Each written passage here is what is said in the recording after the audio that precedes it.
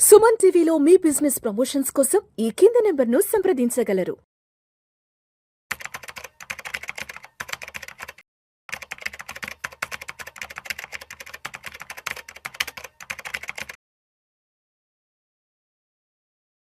ప్రేక్షకులకి మీ రామచంద్రమూర్తి నమస్కారాలు. ఇవాళ ఈ వీడియోలో మనం ఫిబ్రవరి 25th మార్కెట్ క్లోజ్ ఎలా అయిందో చూద్దాం. ఇవాళ మార్కెట్స్ వచ్చి దాదాపు 25,800 దాకా వెళ్ళాయి ఫ్యూచర్స్. సో ఇవాళ మార్చ్ ఫ్యూచర్ ఓపెన్ అయిన రోజు. సో కాబట్టి నిఫ్టీ వచ్చి 25,800 ఫస్ట్ టైం టచ్ అయింది. అంతకుముందు ఎప్పుడు చూసినా 25,800 మేజర్ రెసిస్టెన్స్ ఉంది. సేమ్ ఇవాళ కూడా అక్కడ దాదాపు 200 పాయింట్స్ పెరిగి నిఫ్టీ వచ్చి మళ్ళీ 25,482 దగ్గర క్లోజ్ అయింది స్పాటు. అలాగే ఫ్యూచర్ వచ్చి 25,630 దగ్గర క్లోజ్ అయింది. సో బ్యాంక్ నిఫ్టీ వచ్చి చూసుకుంటే 61,400 దగ్గర క్లోజ్ అయింది. అలాగే సెన్సెక్స్ వచ్చి 82,276 దగ్గర క్లోజ్ అయింది. 50 పాయింట్స్ ప్లస్లో వచ్చింది, మార్జినల్ పాజిటివ్. ఇవాళ పాజిటివ్స్ ఏంటంటే ఐటీ సెక్టర్ కూడా పాజిటివ్గా ఉంది. దాదాపు ఐటీ సెక్టర్స్ వచ్చి 1% పెరిగాయి. మేజర్గా చూసుకుంటే సెక్టార్స్లో ఇవాళ ఆటోమొబైల్ స్టాక్స్ బాగా పెరిగాయి. ఆ సెక్టర్ వచ్చి 1.8%, మెటల్ సెక్టర్స్ వచ్చి 1.5, ఆ తర్వాత ఫార్మా వచ్చి 1.2, ఆ తర్వాత IT sector 0.7, finance, mid cap companies ఇవన్నీ కూడా బాగా పెరిగాయి. ఈవెన్ ఎనర్జీ, సర్వీసెస్, ఫైనాన్షియల్ అన్నీ పెరిగాయి. సో లీడింగ్ చూసుకుంటే ఇవాళ హీరో మోటార్ లీడింగ్ టాప్ పెరిగింది. దాదాపు 4.5% పెరిగింది హీరో మోటార్ వచ్చి. మామూలుగా చూసుకుంటే ఇది 239 పాయింట్స్ పెరిగింది. 5,770 దగ్గర క్లోజ్ అయింది. ఆ తర్వాత బజాజ్ ఆటో కూడా ఫస్ట్ టైం 10,100 దాకా వెళ్ళింది. 2.8% పెరిగింది. తర్వాత శ్రీరామ్ ఫైనాన్స్ కూడా 2.5% పెరిగింది. టాటా స్టీల్ 2.5%. ఇవాళ టీసీఎస్ కూడా 2% పెరిగింది. Sun Pharma, HCL, M&M, Eicher motor, Coal India. So ఈ నిఫ్టీ 50 కంపెనీస్లో దాదాపు ఒక 30 కంపెనీస్ దాకా పెరిగాయి.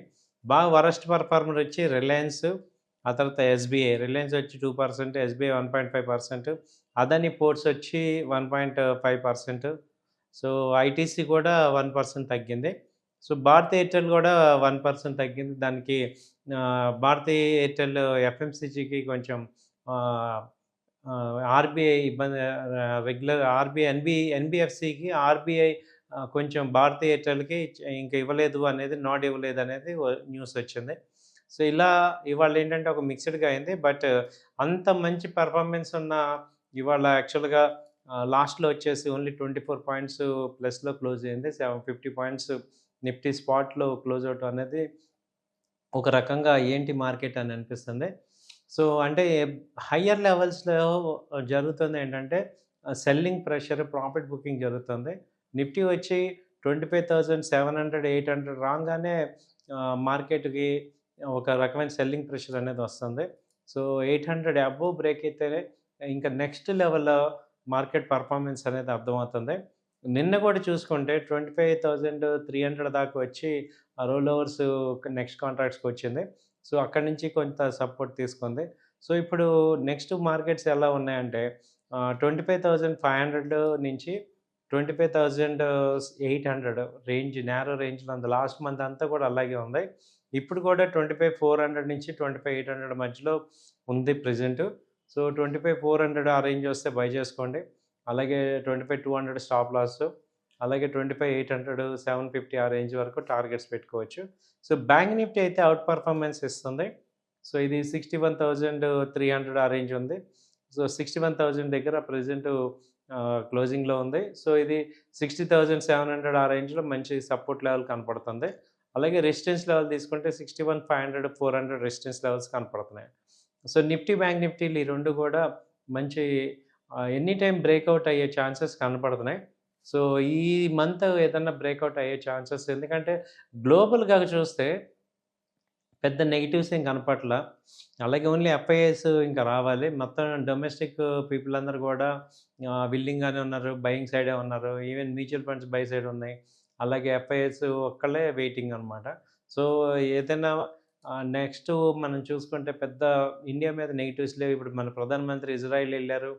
సో, అక్కడ యూరోపియన్ యూనియన్‌తో మనకు టై అప్ అయింది. రేపు మార్చిలో ఈ 15% టారిఫ్ యూఎస్‌తో గూడా ఇప్పుడు పెద్ద ఇబ్బంది లేదు. టారిఫ్ అంతా 15%కి వచ్చేసింది.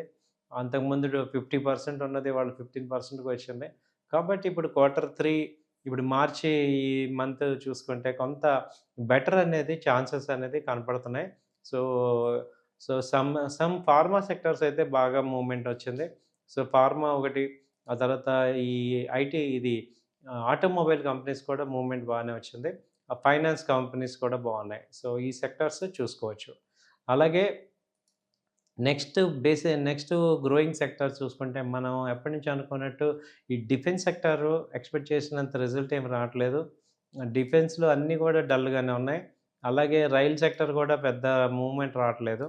సో, వీటిని వెయిట్ అండ్ వాచ్ లాగా చూసుకోవచ్చు.